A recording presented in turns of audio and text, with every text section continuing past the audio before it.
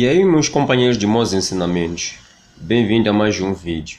O vídeo de hoje é explicativo também ou dos acontecimentos que acontecem em obras ou em pontes. Mais uma vez, hoje vou procurar explicar um pouco o que pode estar a acontecer na ponte do Albazia. Se inscreve no canal, comente, goste, dê sugestão de temas para que possamos trazer nos próximos vídeos.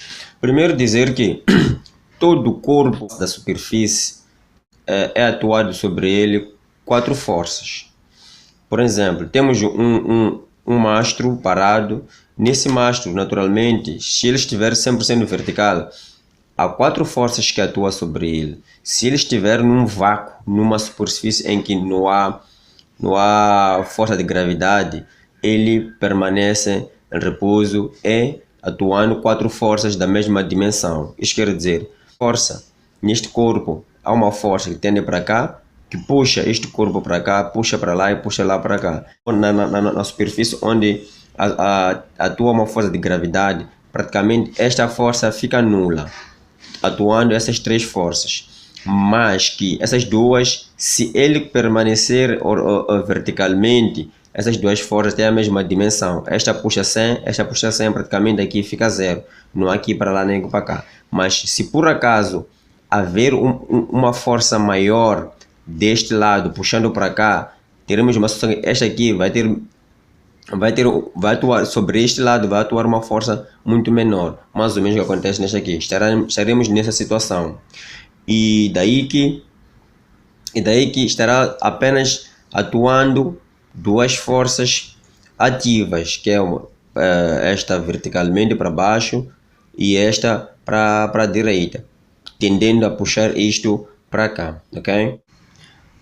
Toda essa explicação surge porque queremos explicar o que acontece sobre as estacas e o material existente ali. Se existem as estacas suteradas nessa situação, tem o seu comprimento do solo para baixo, não sabemos quanto é que tem, e tem a parte já superior da superfície até a ponte. Então, há que procurar saber se essa zona ou qual é o comportamento existente para assegurar com que essas estacas desçam ou cedam para o terreno, ok?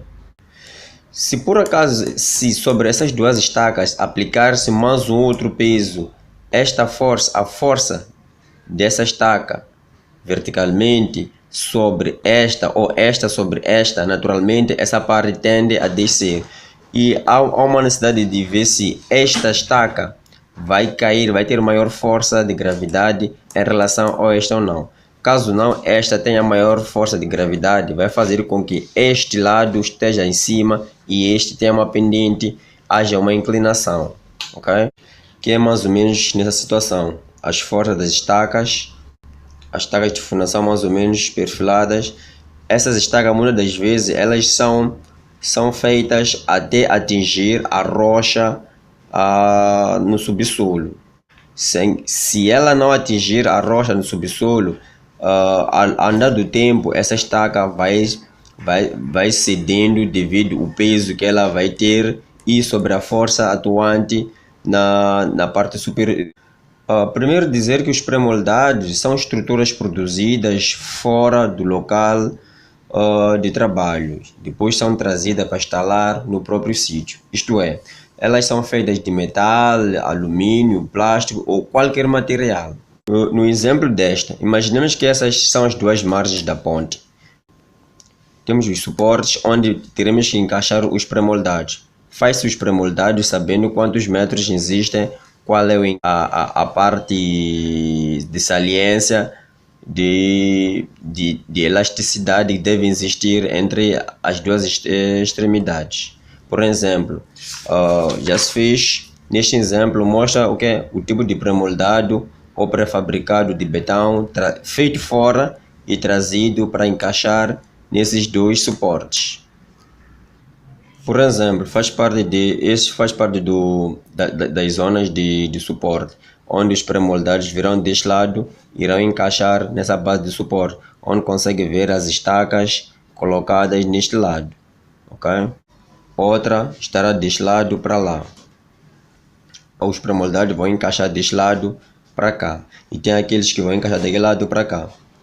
Como eu explicava, mais ou menos os pré-moldados, que são esses, que é esse limite de linhas, que estará assente sobre as estacas, ok?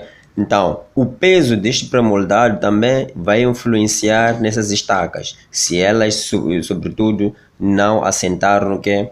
Na rocha. Por isso, há muita necessidade sempre de se alcançar a rocha. Tá bem? Por exemplo, este é um corte das estacas em que os pré-moldados estão assentes em cima das estacas. Como eu já havia dito, entre essas duas existe uma força aqui, força de gravidade e a força de repulsão para as partes laterais.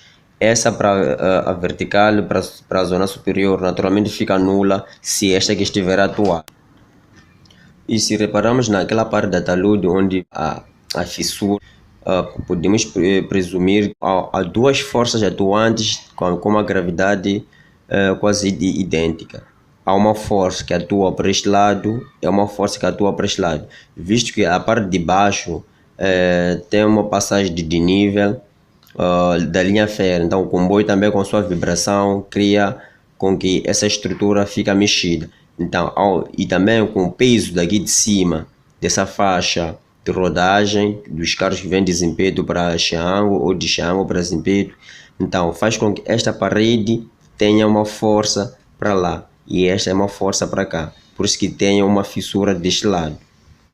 E talvez era suposto ter-se criado pontos de contorno, de controle deste lado, mas que tenha uma introdução de pré-esforço. Então, pré-esforço iam criar deste lado, puxando deste lado. Então, faria com que este todo o peso se juntasse com isso. Não teria nenhuma solução de abertura. Okay. A explicação desta poderia ser similar que esta. Essa é a talude. Então, aqui tem uma faixa de rodagem, aqui é a zona da faixa de rodagem, em que atua uma força para a esquerda e uma força para a direita. E por sua vez estaremos numa situação em que essa faixa aqui vai tender se a maior força atuar nesta, então faremos que esta aqui irá afastar para este lado e teremos uma divisão maior aqui no meio. Isto praticamente a ponte vai estar numa situação de queda nas partes laterais.